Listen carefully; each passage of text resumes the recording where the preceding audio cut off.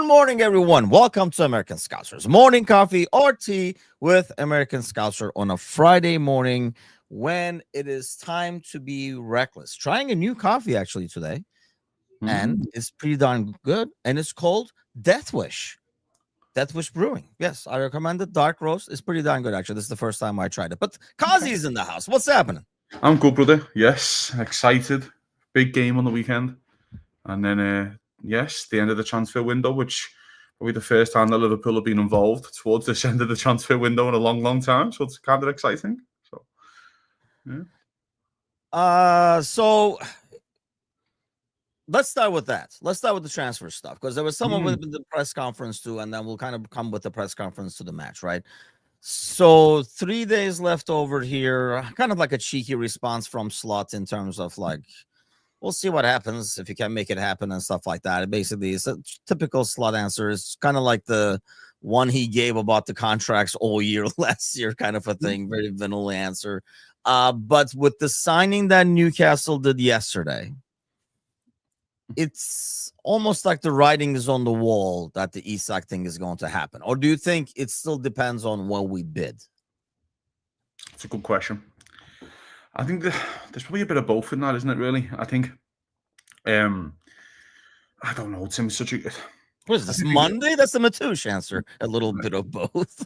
I mean, no, you're probably right, though, in terms of, like, again, they want 150, but there's 130, get it done. Maybe. Do you know what I mean? Like, again, it's such a weird one. Again, yes, of course, it depends on what we bid. And first of all, Liverpool have to bid. That's another part of this. Liverpool. Well, yeah, true. Liverpool still have to bid. Yeah, I'm getting more excited. I'm getting more confident that signing will happen. I feel like a lot of the northeastern journalists have kind of changed their opinion slightly, going, "Oh, they could be interested in letting them go." It's like, I think that both clubs have kind of known they've got to do the dance, as we say. You just got to do the dance. Let us get our two strikers in, then come back to us. Do you know what I mean? Yeah. And probably when the second striker signs, they might be calling Liverpool directly themselves, as the lad's basically doing a medical and going, "So what's your offer again? What's your offer right now? Kind of deal." So it's exciting in that sense. But yeah, man, I'm not nervous yet, Tim. I'm a bit frustrated that it hasn't happened sooner, of course. But I also knew that if you were going to get a player like Isak, it was going to drag on. And my God, it's dragged on. I think maybe I would be more frustrated if we didn't play them in match day 2. You know what I mean? Like if we're not going to play them and none of that was the equation, I'd be more frustrated. I'd be like, let's get this done. But knowing that we were going to play them, they were not going to leave a chance that, he's going to play against us or anything like that. So almost kind of knew whatever happens would happen after the Newcastle game anyway. So I think the frustration is less because of that, but it's more about, and this is what I've been worried over the last 2 weeks, is putting all your eggs in this basket. And I understand whoever you want, you go after and all that kind of stuff. But then when the music ends and there's no chairs left, that's what I worry about. Because if you don't get Isak, you don't get, this pulling the rabbit out of the hat with Chiesa and Rio, I don't know who's left. Now this week, maybe we'll put Leone and then he'll score from a corner kick or something like that. But we don't have anything left. But hey, it's Reckless Monday. So let's bring on Anan. Look, no, wrong one. This is the last time we saw Anan was making hot dogs and sausages on the sideline. What's up, man? You look good in that picture. Let me put this on again. Come on. Can you guys hear me? Yes, we can. And we can see you making hot dogs. I'm actually not sure if my system works or not. It's been a while. Dude, I look good making those hot dogs. Those don't look halal, though, so I'm pretty sure I couldn't eat those. He's probably better off making hot dogs than he is being a football manager, to be honest. That's not even a debate. Yeah. There we go. Oh man, it's good. We haven't had you on in a long time, so it's been nice and quiet actually. But where are you at with the whole Isak thing? We were just talking about that. Does it get over the line? Does it depend on the money to get over the line, or have Newcastle now painted themselves to a corner where they went and got this guy for 85. He's clearly not a Wilson replacement. You're not getting a backup for 85 million, but they have maybe bought themselves until January instead if they want to play hardball. Yeah, I don't know. I think it's done. Obviously, nobody really knows, but I think it's done. I don't think they were going to go out there and spend that kind of money knowing damn well the guy wants out. But they are going to play hardball, and it's probably going to be a deadline day signing, and it's going to be one of those where I'm actually kind of excited. We haven't been involved in deadline day in so many years that I'm looking forward to it, But I think it's going to be done. Now it's just a matter of, is it 120, 130, or 140? Everybody's going to push for the number they want, and I honestly think Newcastle will have the last laugh when it comes to the price tag, because they're going to name it, they're going to stick to it, and I think we're going to pay it. And I'm Does okay the with price bother either of you guys? Like Cozzy? Not my money. Yeah, not my money, Cozzy. Not my money, Cozzy. I mean, does it bother you at all? Or maybe not in the sense of how much you spend, but after all this, you ended up giving what they want anyway, kind of a thing. In any shape or form, does it like give a bad taste? No, not really. I think it's more the fact of, again, if he's the right player, which we all believe he is, like he's the man, then that's how much. Newcastle just signed a striker there for 80-odd million that went for a free like 2 years ago to that club. Like, let's, so what is the going rate for a Premier League geezer? Do you know what I mean? Like, again, this is the comparison arguments, isn't it? Like, I'm looking at the players that are going for around the 40 millions, like your Jacob Ramsey and things, and look at Harvey Elliott and go, well, he's worth about 70, 80 million then, compared to these lads that are going. Do you know what I mean? So, in the comparison, I think at 150 million probably is the going rate, but I kind of disagree with them, really. I think there could be a part where Newcastle have signed both strikers, then Liverpool can play hardball, and then you kind of go, okay then, well, you need the money because your PSR issues are going to be through the roof if you don't sell them now, because you've signed Jacob Ramsey, you've spent over 200 million, so we can play a bit of hardball with you, and we want to pay 120. Do you know what I mean? So there could be that hardball from Liverpool as well. So I slightly disagree in that sense. There's also part of this, if Liverpool get a striker in, if it's not Isak, let's say they get one more, or a left winger / striker, somebody who can do both, kind of play like, the Rodrigo's always the dream one for people. You can probably go to January, we'll just wait till January for Isak then, and kind of see what they did, and kind of see if they came back to them going, oh, we can't wait till January. Can 100 million do it? Can we do 100 million now? Do you know what I mean? Like, we don't want to do that. So that's a part of this as well. So again, I'm excited. I think that one does get done. I really do think that one gets done. And this is a fact as well, boys. If Liverpool play Arsenal, go to Newcastle in your first 3 games, you win your first 3 games, then sign Isak and Mark A. You know what I mean? Before they played 2 of your hardest fixtures, let's be frank. We haven't beat Arsenal in 3 years.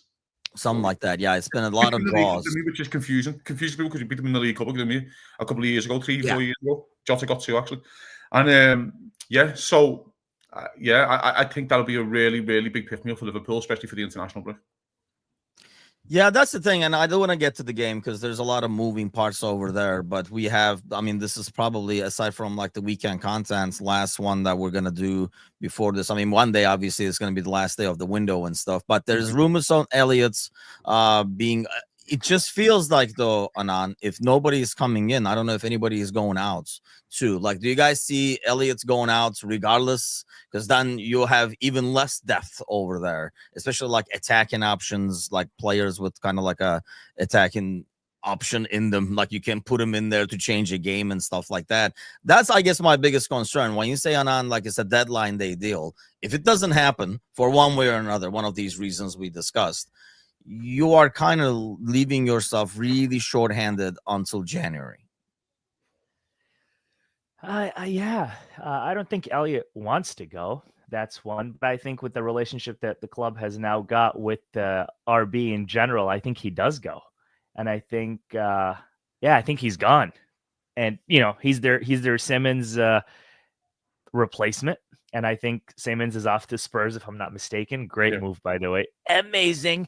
But I think with him being gone, they need a replacement, and they've identified Harvey about a month ago. So I don't think he stays. I actually think he goes regardless of where we are with transfers. So there's that, and it makes me sad. But I think Liverpool has that relationship with all the RB clubs, all the Red Bull clubs, for obvious reasons.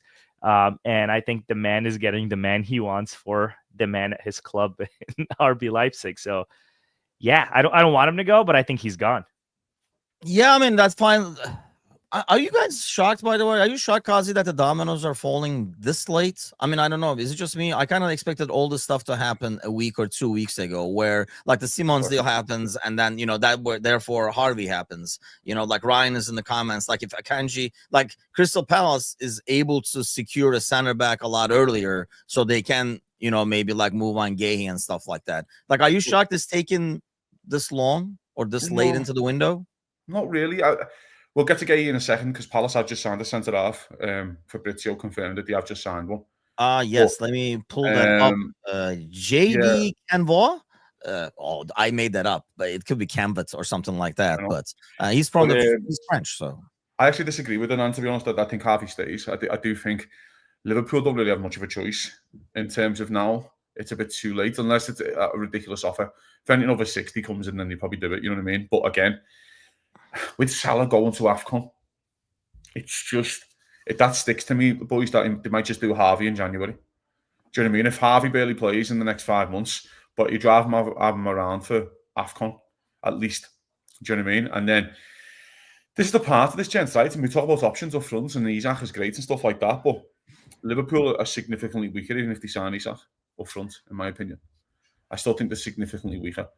So what I mean is we go, oh, Chiesa's an option and Rio could be an option. And to me, an option, lads, is someone who can start 4 of 9 league games. And I don't see any of them starting 4 of 9 or 4 of 7 league games. I just don't see it. Let's be frank. Who's playing left wing if Gakpo gets injured? Let's be real.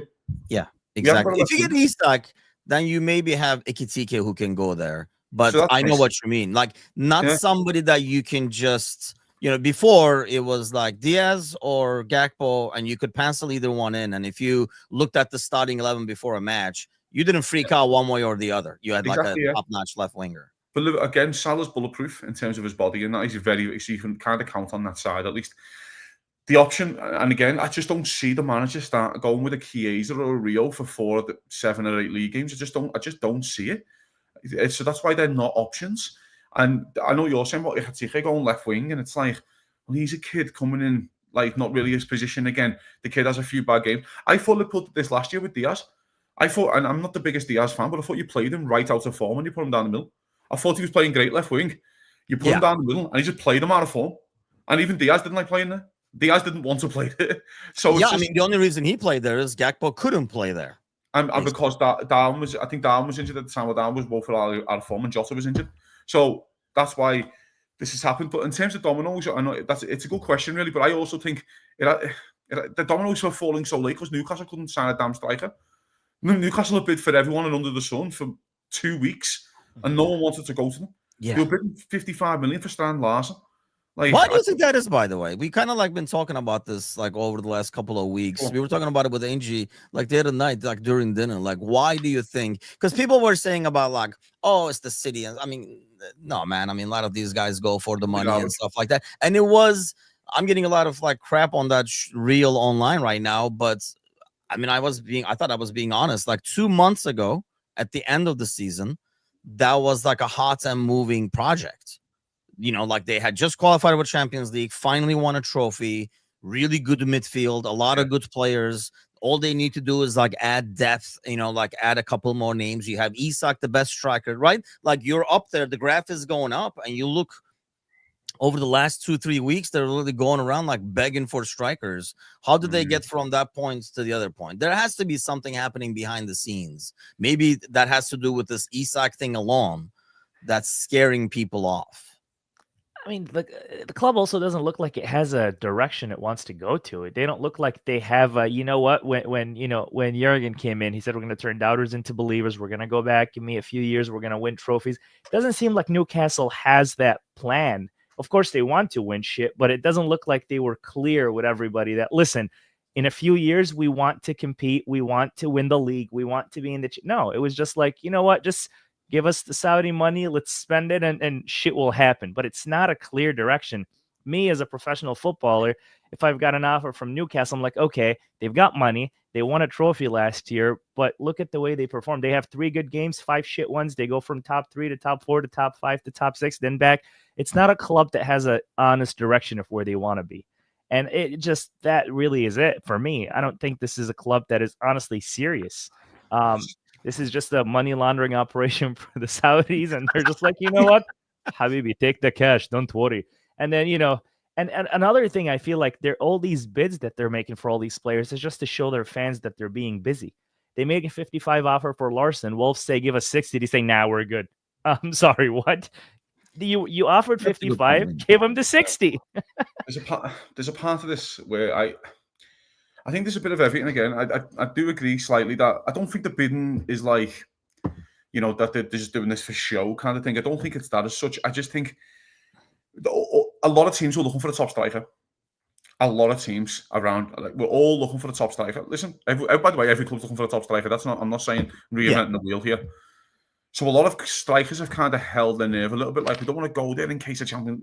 I know Newcastle are a Champions League club, but they're not by history and tradition. They're in the Champions League, but they're not a physically. You can't count it in year in, year out, right? Exactly. Yeah. Yes, you can play in the Champions League. Again, everyone goes like, "What Isak, for example." I heard that very early on in the window. Newcastle fans, but we're in the Champions League. Yeah, but Isak wants to win the Champions League. Doesn't want to play in it. He wants to win it. There's a difference.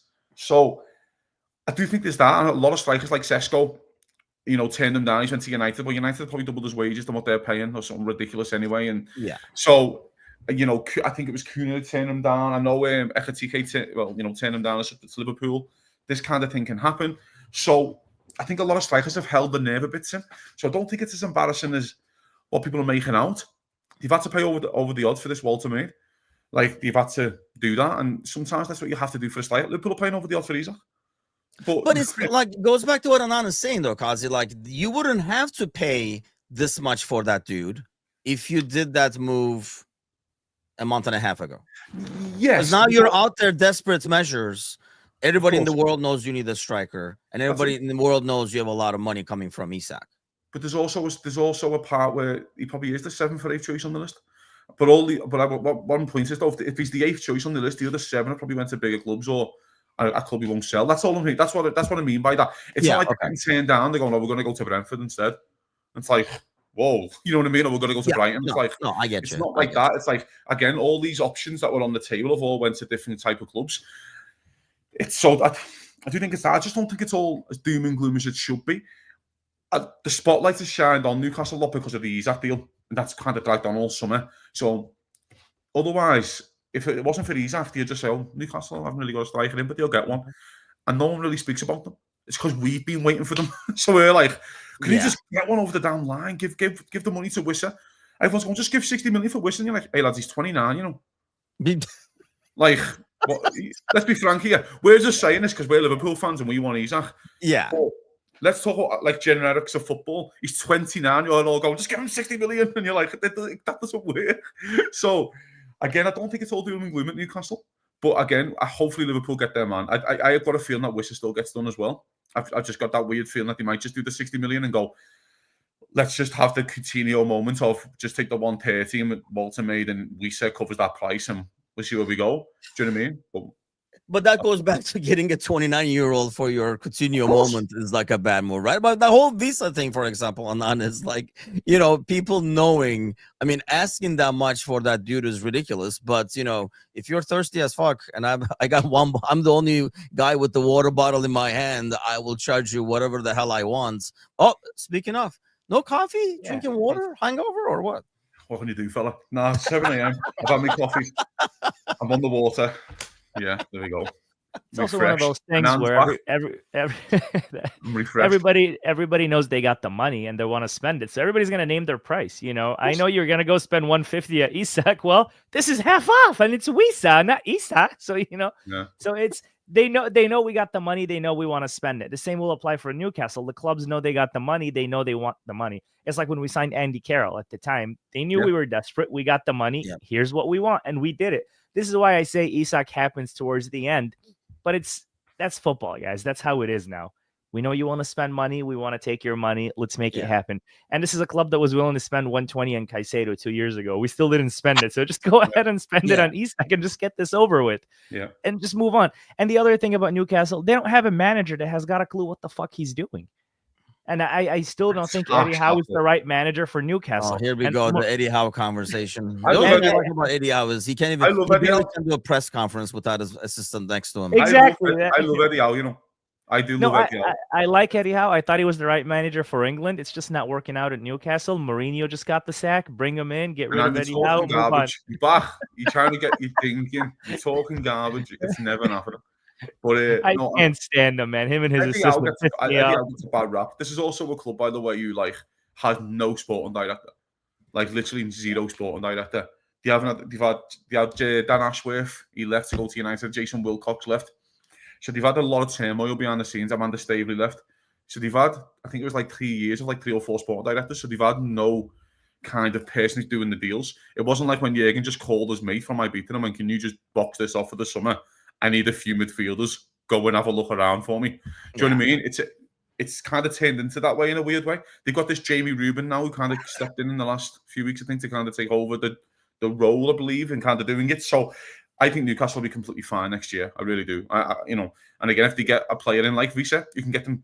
Here's the thing, though, and I know what you're going to say, right? Because hang on, if you get a player like Visa in and you're waiting for Walter Mate to kind of take off, if Visa gets you 13, 14 goals, it could be Champions League football again. Do you know what I mean? And that covers his cost in effect.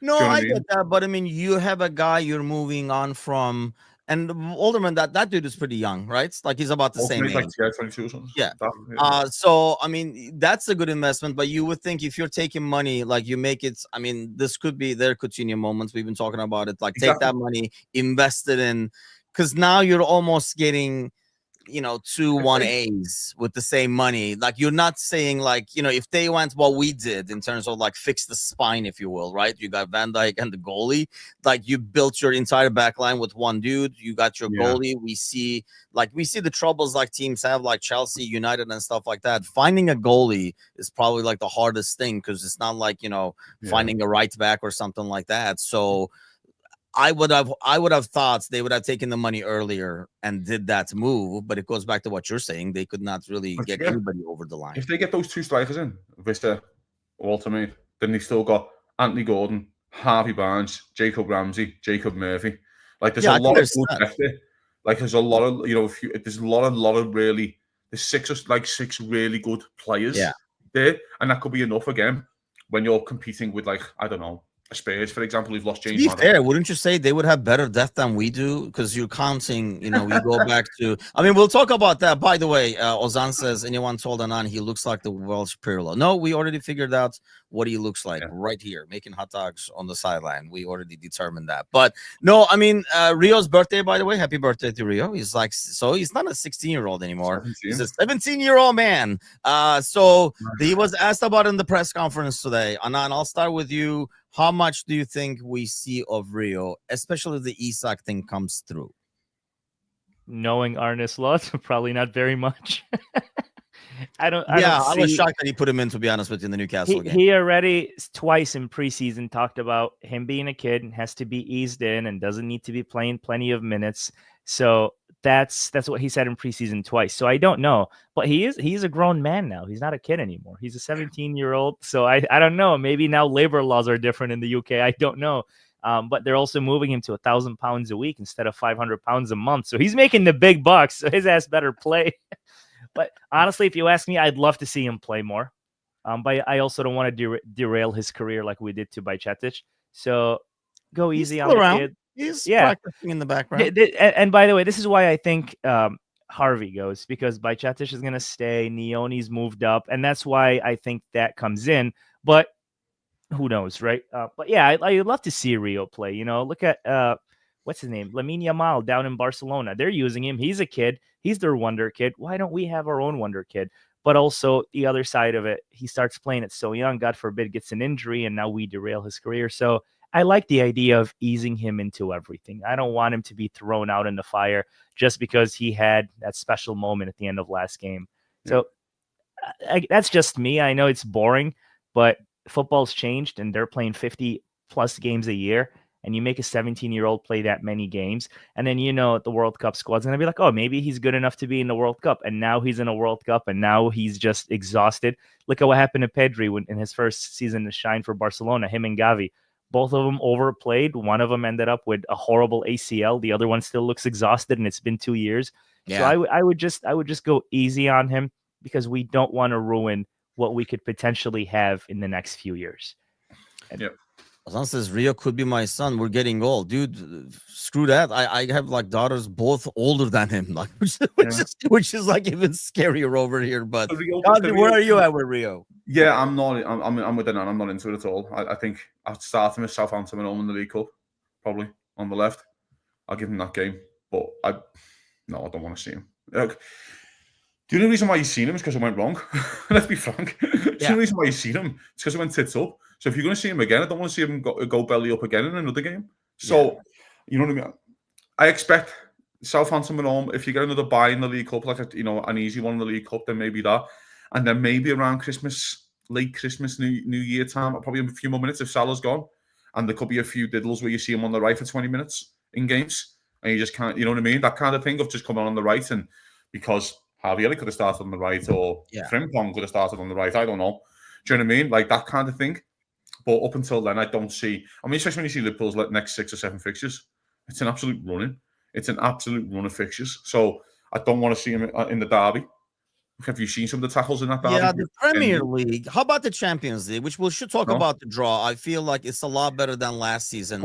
And I think we talked about this before, Cozzy. Maybe it was like last week or the week before, where we think at least that Slot will approach Champions League differently this year, having seen what happened last season when doesn't matter if you win every freaking game, just get to the next round because there's potluck after that anyway, kind of thing. Do you think he gets a few games there, especially like at home or something like that? Depending. So you find out on Saturday or Sunday the schedule of when the games are. Karabag at home could be interesting. If Karabag at home is your 7-4-8 game and Liverpool have already won 5, maybe. Do you know what I mean? But if Karabag at home's the first game, well, you want to win. So he's not going to play that. So I just think it all depends on, you know what I mean? Like the way the fixtures fall. You don't want to see him at Galatasaray away, do you, Tim? So, no. So as our resident Turkish fan, does not want to see Rio start a game at Galatasaray away. I would not want him. Even like, I can't think of the teams now, but I would not want to send them. Not that, mind you, St. James Park is not the friendliest place to go to. But I think there's a difference between going out to St. James Park where, you're not afraid that they might just suddenly come down and kill you. It's just like a ridiculous. Whereas when you go away to like like a game in like Istanbul, a game in Serbia or something like that, where there's a bit more of a fear factor, I think, as you're coming out, even if it is, Listen, all I ask for, put him on against Madrid if Trent is on that right back. They won't release the tapes of him doing what he did to him. I want to see it live. That's all I ask. And this isn't me being mean. I just want to see it because they won't release the tapes. Someone put on, so I seen a tweet of it last week or something going, can someone release the Trent Epstein tapes? Yeah, that's all I ask for. Rio just ruining them in training. And they're refusing for obvious reasons. So if those tapes were out, Madrid wouldn't have paid that 10 million. It would have like, oh no. But anyway, we should probably mention this, that Costas is closing on a loan move, which I was kind of disappointed to hear the loan part of it, to Roma. Are you? So I'm assuming it's going to be a loan with option to buy or something like that, or that's the weird part. Roma won an option to buy. Liverpool said no. Like what? Because I think Liverpool wanted the guarantee buy kind of thing. So the argument is between an option and the obligation. If you have an option and he goes there and plays unbelievable, and they only have an option to buy him for 10 million. But if Liverpool actually have an obligation, then Liverpool could get 20 million for him next year if he goes out there and be brilliant. That's all. Okay, that makes sense because I was like, wait, like Liverpool rolling the dice that he's going to do well in Serie A, and which he might. I mean, he might. He might do this in Roma with a good side. You know what I mean? Good players and. Listen, mate, right? We give him all the stick in the world, right? But let's be frank here. He kept his head down. He knew his role in the team. He hasn't caused a stink. He's embraced the city. He's embraced the culture. And then he's also had massive moments at this football club. And that shouldn't be forgotten as well.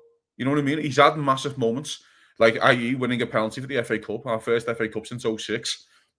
And then the cross for Van Dijk, you know what I mean? The corner last year for Jota away at Forest. Do you know what I mean? Like, come on and made a difference. When they both came in, yeah. And they both came in and made a massive moment. When let's be frank, when Jota put that ball in, mate, when he scored, it felt like a massive goal. It was like, oh my God. Like, because at the time, Liverpool were in a title race and you wanted to at least, do something, and they got a point there. So, massive moments, of course, not at the level of Liverpool, but I've seen thousands of players at the level of Liverpool and haven't contributed as much as that lad. So that's what we should remember, really. Yes, he's not at the level, but he's come in, he knew his role in the team. I think he's the man, like a serviceable, like a left back at back. Exactly. I guess my thing was when for a while, like he had 2 good games and everybody just like threw Robertson to the curb and made him like the next coming. I was like, what the hell is going on? When Robertson got injured, did his shoulder. I thought he was great, and then Costas got injured. I thought he was great for 8 to 10 games on the run. When Robertson done his shoulder, and then he got injured and kind of set us back a bit, didn't it? Do you know what I mean? It was like, oh, come on, Costas, you just got to run in the side. You've been doing all right, you know what I mean? Serviceable. But I just think we shouldn't really, a lad who's come in and had massive moments at this club and he just wasn't good enough, and that's fine. But he's contributed, and that's all we can ask. Let me finish this transfer talk, and we'll head to the Sunday game with the Gehi conversation. Yeah, Anan. Where are we at with that? Yes, they just signed the center back, and I know they are also in for a Kanji. There's like talks over there to get him from City, either as a loan or like a permanent move kind of a deal. Is that what we're waiting on this one? Man, these like last day things, this is kind of like cramps my style over here. I would like to have it done and over with, but that one feels like it's been done for a week, doesn't it? I feel like we got the green light, we got the here we go, we got the everything about a week ago. I'm just like, why hasn't it happened yet? Yeah, Palace knows he's gone, and he's doing it the professional way as their captain, waiting till they got the replacements in, waiting till the team is set, and then he wants to leave on a high note. Not everybody's an Isak. So I think this is a done deal, just a matter of making sure they got their players in, making sure the papers and the documents are sent over and fine. And most importantly, making sure he doesn't look bad, because there was an incident between him and the manager last week where he called him and he ignored him. Yeah, and everybody's like, oh, he wants out. And it had nothing to do with that. But I think he wants to leave on a high note. And I fully respect a player like that. Very excited for Gehi. I don't know how I feel about Konate anymore. This is what Cozzy's been telling me for like 2 years. And I was like, fuck off. He's amazing. But I'm over it now. And I'm like, you know what? He fucks off. Cozzy doesn't fuck off, because I can't do it anymore. At Newcastle, I've already got heart problems, and every time Konate was near the ball, I was like, I die now, and I'm done. Just bring him in, man. And I know a lot of people didn't agree with me saying let him go, because if he's not signing that new deal, I don't want to lose another player on a free to Real Madrid. Get the 45 million they're offering and move on. Unless he signs the deal, I'm ready to part ways. Nothing against him, but I'm ready to part ways. I can't do it anymore. Man, you guys pulled the plug. You especially. Like, I know if Cozzy said this, I'd be like, okay, Cozzy has never really been on him. But man, you turn on people fast. Listen, I to deal with like Anan. 2 games in, and it's already freaking exhausting. Listen, the Mark A thing's interesting. But the manager's come out and said in the press conference we can't let him go because you haven't got time to get a replacement. Literally, an hour later, they've signed a centre half and the link with the Kanji strongly. So it's like, I don't know if anyone's speaking to Glasner at all. Like, and goes, just don't worry about it. So I don't. So it's kind of going against, contradicting a little bit in that sense. I think he's going to come in and start games. And I think he's backing himself to come in and start games. I think he's like, I'm England's #1 centre half. It's a World Cup year. I don't care. I'm Crystal Palace's captain. I'm coming here to start football matches, and I quite like that in a player where they want to come in and have that attitude of like, I don't care who I've got to muscle out the way if it's Konate or whoever kind of deal. So I expect that to get done as well. I think they are the only 2 that we'd probably do, which is I'm happy overall, but I still think we are 1 short up front. I think Liverpool are taking a chance even if they do an Isak. I still think we're 1 short, but I'll be happy with the centre half. I think that's an upgrade. I think Jory's out if it's an upgrade on the left back and the right back. Let's be frank, the Jory's still out because there's still new players. I think we have an upgrade probably on Sabah's life of Wirtz in terms of technical ability, at least on the ball. Probably not work rate. And then the forwards are probably still a level below the one we had last year. But... Yeah, when a manager like counts people, that's kind of scares me. It reminded me of like when Klopp was kind of possible center backs. Like he can play there. The kids guy can play there. Like like when he was counting like Frimpong and Wirtz like in the front line and stuff like that. Okay, I'm like, well, that's great, but you just basically take, like how people make a depth chart when we were shorthanded and they would have the same guy in like 5 different spots as the backup. I'm like, that is not a depth chart. It's like James Milner. He's like, Joe Gomez is the interesting one because I always think with Joe Gomez should always be a 5th choice centre half as he stands with his body. He should be, which he would be if Gay comes in, because Leone would say is 4th, and Gomez can do right back, centre half, and left back. That type of play is huge. Do you know what I mean? And then I want Liverpool to sign a centre mid. That isn't going to happen. But if Bajcetic comes back around Christmas time, he gets some FA Cup games and he gets some League Cup games and those Champions League, hopefully dead rubbers that you could be in. He then becomes an option. He's then worked himself into being an option. Do you know what I mean? So there is players there that can kind of improve themselves to be an option. So again, it's interesting. I still think Liverpool are 1 short, but again, it's if we sign Mark Gay, mate, I'll be over the moon. I really will, and I do think it's an upgrade on probably what Kwanzaa. I think if you sign Gay, like you are basically in a situation, I think, where either you're saying Konate can walk at the end of the season. We don't care. We got next season's center backs already in here, right? All 4 of them in here, like Leone, as you can't like Leone, because you didn't pay that much money to Leone if you don't feel like he's going to be playing pretty darn soon over here, right? But at the same one, I do think it also might enable you to take a really good look at Leone and how ready he is, and maybe move Konate in January and get something for him, especially if Gomez stays healthy. I don't see risky business, but I think it kind of like opens the door for that if you can get Gay in there. Because without that, I mean, when we were talking like a month ago, it was kind of like, you kind of have to keep this guy kind of a deal. And it's like a really risky business by Konate, by the way, not signing an extension. Because if Gay comes in, I know we're suddenly going to get the good Konate, right? He's going to be pushed. That is a thing. Come on. I want to put on my calendar so I can take the week off work and watch him. Go ahead, Anan. You were about to say something. I should explain this, right? I think Konate is a fine centre half. I think he's fine. Do I think he's at the level what people talk about him? No, I don't. But I also think when I was watching him, he had to cover the right back as well. He had to cover that right back because we have one that didn't track back as often. We have one that still tracks back and he looks worse. That's all my point is. He's now looking worse. He looks great when he has a proper number 6 in front of him as well. He looks great. But again, he's a fine centre half. I just don't think he's at the level what everyone else talks about him. Like let's be frank here, it's Virgil van Dijk and one other. Virgil van Dijk elevates every centre half he plays alongside him. He elevates them. You know what I mean? He's getting a Konate and move to Real Madrid. Let's be frank. He is getting the move, not Konate. And again, as much as I don't like players leaving on a free and I hate it, I would sell him if I could trust Joe Gomez's body, but I can't. So that's why he has to stay. I mean, so isn't that it's not worth losing Konate? I think, I agree to that. I mean, we kind of like talked about this before during the summer, but I guess my thing is same thing with Rio. And I think the same thing with Leone. I think when you make a move, it kind of shows us and the world what you think of their future and how close they are. Like, I agree with Cozzy that we probably need one more name up top, even if you get Isak, but then you are definitely not seeing Rio. And I think if they do feel like this kid is ready to go, almost there, and can get some minutes, then why would you sign another guy who plays left wing? Because you're totally like forgetting him. I think the same thing is with Leone, by the way. I mean, more than Bajcetic, because he's more defensive. I feel like Leone can be that Gravenberg kind of guy who can actually play defensive mid too, but can be that attacking mids, can play where Elliott plays. I think if you're moving Elliott, basically you're saying, because we got Leone too. But Anan, we'll finish this transfer talk with you and talk about Arsenal.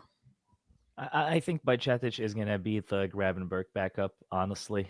If he works himself into fitness and into, being match ready, I think he is going to be that guy. And Endo's always going to be the last 5-minute guy. So there's that. But yeah, hopefully we can get Gay. I know Sir Z said it's not worth the 30 million. I think Madrid were on a 45 million offer, and it's not my money in or out.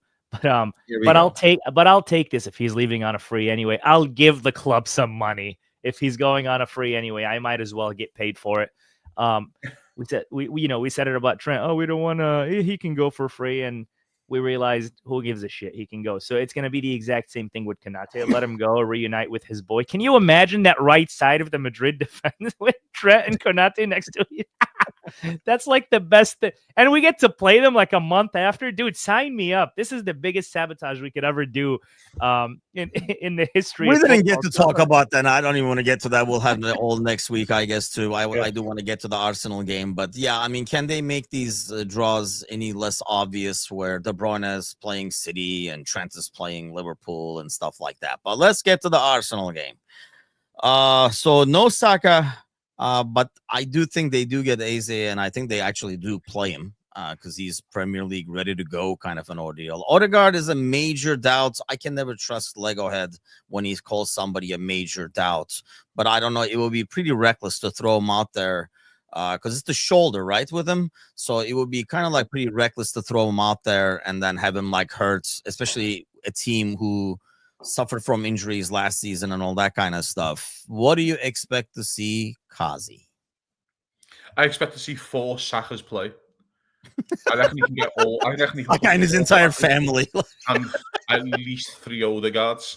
No, he does some wild shit, this fella, before games, and but I actually believe him on Saka. If I'm honest, I actually believe him that he is out. You're saying Eze? Do you reckon he does Eze right wing? I'm not, you know what I mean? He probably is his only option. No, I think he will start on the left wing instead of Martinelli and stuff like that, which would be scarier. Who do you think's playing right wing? Madueke? Is that Nawani? Ethan Nawani? Maybe? No. The kid from Chelsea. They say. Madueke, yeah. Even he's not really a right winger, but yeah, I suppose. Should we have a Madueke? Given like he's played at times at right wing against us, and I know it was Robertson at the time, but I don't know if I have any more faith in Kirk. We have Madueke, Eze, and Gokares. Do you think that'll be a starting 3? Who do you think's playing on the 10 then? Or do you reckon he just goes with his big lads? You get the big ones on for the set pieces. Does Rice in the 10? Plays Marino and Zubamendi. Maybe that's what I'm thinking. He puts beef because let's face it, that's when we've struggled is against beef in midfield. We're so bad at set pieces, but listen, it's great for Liverpool. Of course, if he's out, it's fantastic. Like let's be frank here. You know what I mean? He's a great player, and you know it makes them considerably weak, especially at Anfield. But again, Arsenal have a pretty good record against us at the moment. Like in the last 5 or 6 games, they have a pretty good record against us, which is not, good for us. But they haven't won at Anfield since 2011, I don't think. So they have a weird record at Anfield. They came back from 2-0 down last year when Liverpool basically won the league already on the piss, but Liverpool were winning 2-0. I actually thought Liverpool were fantastic for 45 minutes last year. I thought we were really, really good in the first half after we won the league, and then they scored 2. But I don't know, lads. I'm proper on the fence on this game, and I really am. I really am on the fence, but I think this one could go either way. I really do. I kind of felt the same way about the Newcastle game personally. I was like, man, this can go either way. And honestly, in both cases, and I'm going to say the same thing again, I would not be one of those guys on the ledge along with a bunch of other people if this ended up being a draw, for example. I think that's going into the international break. I don't think would be the worst result in the world. It just feels like they're readier than we are. But I don't know. Would Anfield change that, Anan? I guess that's my only thing is, would it be a whole different thing because it will be at Anfield? Well, they haven't won at Anfield since, what is it? Was it 2011 or 2009 or something along those lines? Yeah, so that always plays its role. And then Saka being out, I think Trossard starts in his place, by the way, because he seems to be our kryptonite for some reason. I don't understand. Even at Brighton, when I see Trossard, I was like, fuck, I don't know why. But I think he starts. I think Eze eventually comes on and plays probably the full second half or so on. But yeah, it's a game at Anfield. It's both clubs know that's your number one contender for the title. Both clubs want to go out there and show. And the nice thing is it's early in the season. So whatever happens will not shape your season. If this is a game, in May or April, we're like, okay, this one's important. This one doesn't shape the season, but it does set a tone. So hopefully it's a good tone right before the international break. And then, come Sunday, Monday, you've got the deals done, and then you come back from the international break and you're ready to go again. So I don't think, listen, I don't know if we'll win. I'll be honest here. I also don't think we'll lose. I think this is a draw, and we've been drawing Arsenal every time we're playing them at Anfield anyway. So one more draw against Arsenal, our number one challenger, doesn't bother me one bit. Obviously would love to win the game, but I just don't see it because of the performance against Newcastle. I think this team is still gelling together. I think they're still working on getting fully there. I don't think we've seen the best of Wirtz yet. So there's a lot to unlock in that team. So same applies for Arsenal. Obviously, they've got a few moving pieces. So there's a lot to unlock in both teams. And I think both managers will be extremely happy if they got out of that game with a draw. That's really what I think. Nobody wants to lose, but I also don't think both are like, oh yeah, we're going to go in there, we're going to spank them. So I think the draw makes both sides happy. I think that's one thing, right? I think that's key. Cozzy, both teams will not want to lose. I don't see anybody going out, all out attack kind of a mode. I think people will play it safe. I know it's like way too early in the season to call it like a 6-pointer and all that kind of stuff, but still, I just feel like both teams will play safety first. The problem with that is how we are on set pieces. That kind of like helps Arsenal more than us, because all they need is a couple of like stupid fouls to just load the ball into the box. There's a part of this here, I think. I know what your guy's saying, it doesn't shape your season. That's not really a 6-point. I get that. It's a fair point. I think there's a part of this though, gents, where I can't remember the last time where you've got more points off a direct rival in a season and not won the league. So if you can take 4 points off them, you're the one who hurts them. We can't blame Nottingham Forest for not beating Arsenal in March. Yeah. Because you have a chance to beat them and you didn't do it. So this is our chance to do it. So you can't sit there and expect garbage sides in the league to go out and beat them when we can't do it. So this is our part. This is the home game. This is like, do you know what I mean? We're at home, we're at Anfield. And so there should be that attitude. I don't know if we'll win, by the way. We'll get to that later, I suppose. But the set piece is a big issue. It's a massive, massive issue. I expect Robertson to come back in. I expect him to play left back. If he doesn't, I think he's lost his fucking mind, the manager. Because at the moment, you can't trust Kirkes to save your life. He is a walking foul, and you're just going to give them the ball. 2-minute build-up on a set piece. Yep. I don't want that. I'd be amazed if Gomez doesn't play right back. And let me preface that by saying, just because of his size, Liverpool are a really small team. Yeah. Liverpool are not very big at the moment. That's why I'm trying to find a place for Szoboszlai to play. And again, I'm not his biggest fan, but we have to get him on his pitch just because of his sheer size and his running ability. But I don't see him dropping Wirtz. So I don't know how fit McAllister is. I know he had a kid, but he hasn't really been fit. I don't know what McAllister can do. I think we all probably agree we don't know how long he can play for at the moment. And I'm the biggest McAllister fan in the world. I think he's our best midfielder. So it's really hard for me here, lads, to try and put an 11 together, because you do need to counteract their biggest strength, which is the set pieces. And if Liverpool go out there with Conor Bradley and Kirkes and they do McAllister, Gravenberch and Wirtz, I'm like, oh my Lord, we're a team of midgets. And I just can't be that right now. So I would love to see Robertson. I would love to see Gomez, and I'd try and find a spot for Szoboszlai. I mean, Sergi says it's a psychological victory. Honestly, it would be for them. I agree. It would be for them. If they win, they'll take that back. Yeah. Oh, flipping, that'll be all over social media. Oh, it's the brain, it's the mechanic. Oh, fucking it. Yeah, but they had that moment, didn't they? Odegaard going on with the camera. So, I mean, my thing is, I think if this happens, I don't know, a month and a half from now, in between a bunch of games and stuff, I can kind of see that. I think this international break coming in at this time kind of takes that away, because it doesn't give you the momentum that it normally would. You know what I mean? Like if it was between a bunch of Champions League games, remember like when we played like Madrid and City, like that week over there, see, like there was like some momentum there. If it's a week like that, oh yeah, I think it will like catapult them to do like a bunch of like run of games. But I think you're like, international break kind of a thing. It just like cuts that mood off over there. I actually would not mind seeing what we did to City away last season and have 4 midfielders. Now you have Wirtz, who can play like the more advanced role, and then put, Maka, if Maka is not 100% ready, even if you put Jones, Szoboszlai, Gravenberch, have some like beef and legs in that midfield, and then have Ekitike. Because here's my thing. When we talk about the left side and we talk about Kirkes, we kind of suddenly have, I mean, I love Gakpo, and there are times where he does come back, but there are a lot of times he does not come back. And even if he does come back, he's not as physical as he should be. I feel like if you do, like a loaded midfield, and then you have somebody like Wirtz now who can pull the strings to Ekitike and Mo, going back to playing it kind of safe too, I kind of like can see something like that, and I would actually root for something like that. That lets you get all 4 midfielders on the pitch at the same time, Anan. Yeah, I actually, this is maybe not what you guys want to hear. I actually would like to see Kirkes play. Last season, one of his best performances came against Arsenal, and I think we can unlock that. And the thing is, he gets benched now. I don't know what that can do for his confidence, especially in so far our biggest game of the season. Yes, I worry about his, very random fouling of shirt pulling and just doing these things.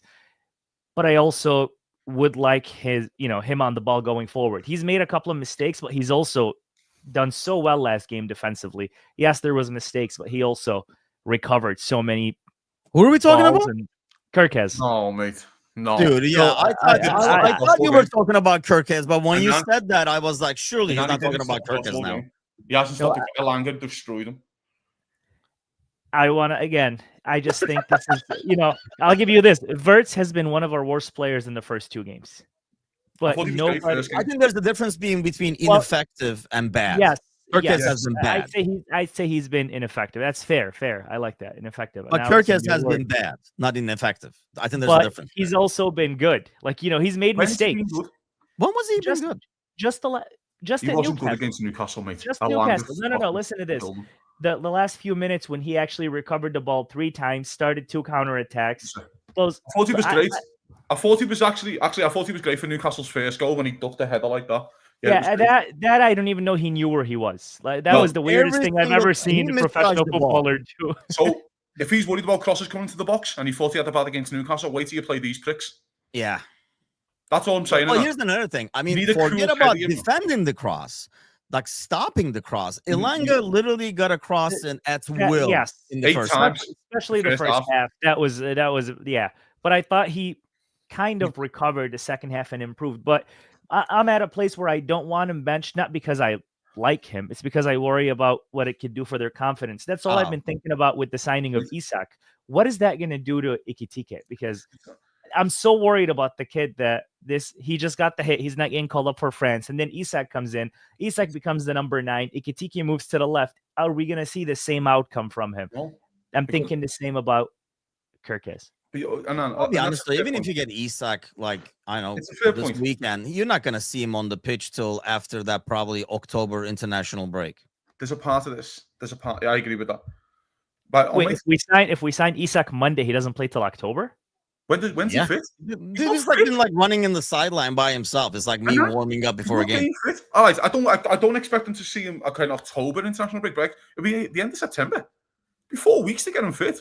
So 3 to 4 weeks, okay, but not 2 months. Of course, maybe not. Of course, but fuck him. We're not paying for that. But to see, I actually think to see him get to a level of Premier League player striker for Liverpool, I think it might be 7-8 weeks.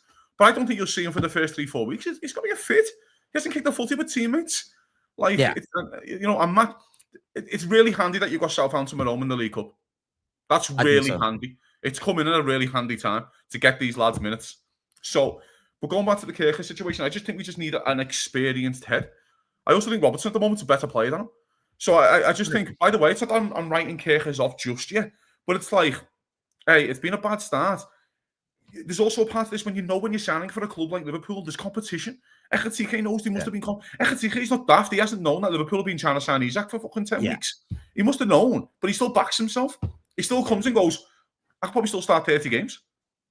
Do you know what I mean? And I can still play like a Jota role, where you come in and have a massive effect on the team. And Kirkes knew Robertson was there. I mean, it's not like, I think another bit of Kirkes' game is he's trying to impress. And you can tell he's trying to impress. He's, who saw that? Who saw that?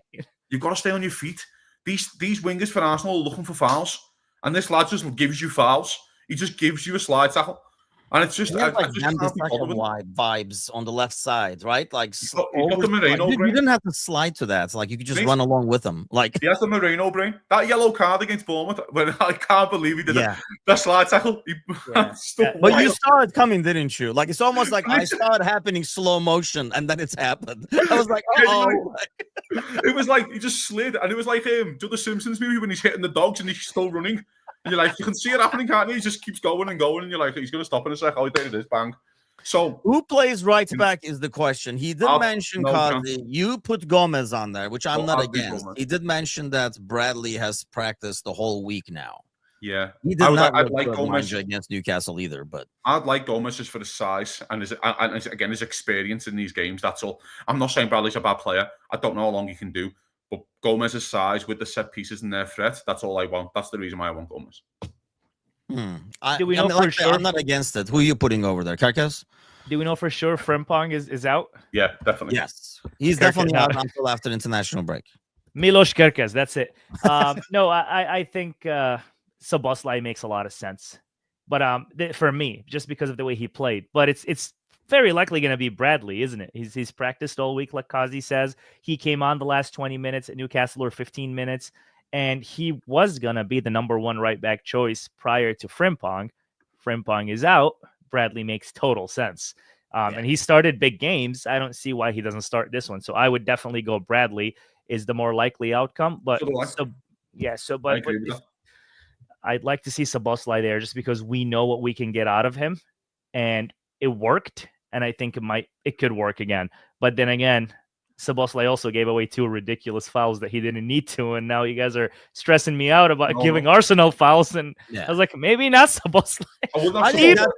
Keep the Hungarians out of my right and left back. I would have Szoboszlai right back. I wouldn't do Szoboszlai. I'd have him in the center. You need him in midfield. If depending on McAllister, if McAllister can't play, then I would do Gravenberch, Szoboszlai, and Wirtz. That would be my midfield. I like my 4 midfielders, 2 forwards. So do I, but I don't think he's dropping Ekatike. No, I'm not dropping. I'm dropping Gakpo. Oh, I'm doing a 4-4-2 diddle where he's playing 2 forwards. I just don't think I know it worked last year at City away, and it did work so well, and it's fair. Yeah. But now you have Wirtz in that attacking position, which I think is you know what I mean, like who can take that space and stuff like that. That game, no, it worked better when Liverpool went 1-0 up. I think you have to go 1-0 up in the game for it to work. I think we all remember that performance because Liverpool go 1-0 up inside 20 minutes. I think it is. Liverpool, Salah take the lead. Liverpool had a couple of chances before. That's Szoboszlai's best ever game for Liverpool. But I know what you mean, Tim. I know where you're coming from. It's a fair point. I just don't think the manager will do it now. I doubt it too. That's what I would like to see. But yes, we are playing Galatasaray away. I can't wait for that shit. I just hope it's not a game we do.